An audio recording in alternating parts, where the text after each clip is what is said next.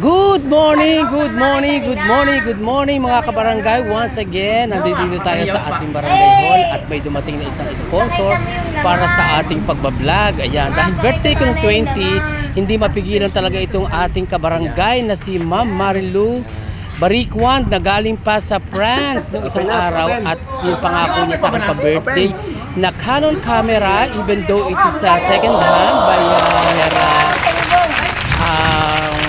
daughter na son rather na concert artist sa France ay pinagkalooban tayo kasama rin ng mga asosasyon ng mga Pilipino sa France at yung mga anak niya ng isang Canon second hand camera at natutuwa naman ako kahit second hand ay magagamit natin ito sa ating mga report dito sa barangay at ito naman talaga inilalaan ko ang mga matatanggap kong regalo o kaya mapapakinabangan sa pagbablog dito sa ating barangay. At yan na nga ang box ng camera Canon camera rather na ipinagkaloob sa atin ni Ma'am Marilu at hindi natin nagamit yung ating GoPro dahil nga nagmamadali at palos na si Ma'am Marilu. So nagpapasalamat tayo kay Ma'am Marilu at saka sa kanyang husband na si Sir na nakalimutan ko ng pangalan dahil siya ay isang Pranses at maraming salamat din sa mga anak niya sa France. Shoutout sa inyo lahat na nagpaloob sa atin ng isang Canon camera na magagamit natin just in case at ipare-repair pa natin or ipagagawa pa natin or ipa-check natin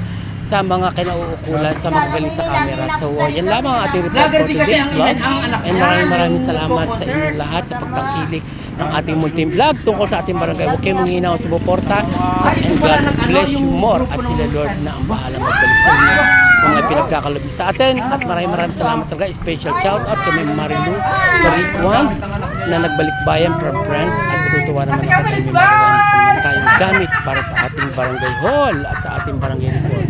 And maraming salamat talaga. Talagang hindi ako makapaniwala na talagang ang birthday ko ay lubos ng pinasaya. Even doon ako konti ng handa at dito lang ako nagpakain sa barangay dahil may patay nga kami. So, Mahal magkano to 50 mil? At yan na nga, yung camera na nakikita natin sa kasalukuyan yan ang Canon camera.